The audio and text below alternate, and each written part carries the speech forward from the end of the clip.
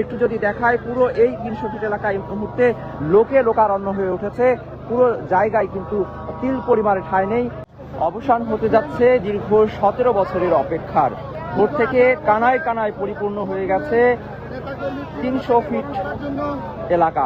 এখানেই গণসংবর্ধনায় সংবর্ধিত হবেন বিএনপির ভারপ্রাপ্ত চেয়ারম্যান তারেক রহমান।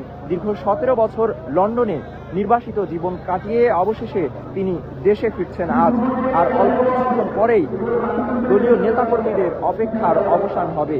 এক নজর তাকে দেখতে দেশের বিভিন্ন প্রান্ত হতে, দূর দূরান্ত হতে ছুটে এসেছেন বিএনপির বিভিন্ন স্তরের নেতাকর্মীরা। গত 2 দিন ধরে রাজধানীমুখী হয়েছেন তারা। আমরা দেখেছি গতকালকে থেকেই কিন্তু মানুষের ঢল নামতে শুরু করে রাজধানীর পূর্বাঞ্চলের এই 300 ফিট এলাকায়। 300 ফিটে যে মঞ্চ প্রস্তুত করা হয়েছে তারেক রহমানকে বরণ করে নিতে, সেই মঞ্চ কিন্তু ইতিমধ্যেই নিরাপত্তার চাদরে ঢেকে ফেলা হয়েছে। কানায় কানায় পরিপূর্ণ হয়ে গিয়েছে পুরো 300 ফিট এলাকায়। দলে দলে নেতাকর্মীরা আসছেন ভোর থেকে। সারা রাত কেউ কেউ এখানেই অপেক্ষা করেছিলেন। হাজারো মানুষ এখানে অপেক্ষা করে আনন্দে আড্ডায় সময় পার করেছেন। দীর্ঘ 17 বছর ধরে তাদের যে অপেক্ষা, তাদের প্রিয় নেতার সাথে সাক্ষাতের যে অপেক্ষা, সেই অপেক্ষার অবসান অবশেষে হতে যাচ্ছে। একটু যদি দেখায়, পুরো এই 300 ফিট এলাকায় এই মুহূর্তে লোকে লোকারণ্য হয়ে উঠেছে। পুরো জায়গায় কিন্তু তিল পরিমাণে ঠাঁই নেই। কানায় কানায় পরিপূর্ণ হয়ে গিয়েছে।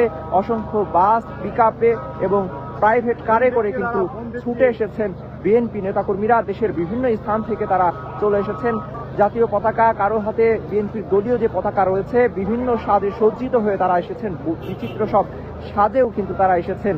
17 বছর পর জুলাই গণ অভ্যুত্থানের মধ্য দিয়ে যে বিগত আওয়ামী লীগ সরকারের যে পতন হয়, সেই পতনের পরেই কিন্তু রাজপথে নেমে আসে বিএনপি নেতাকর্মীরা।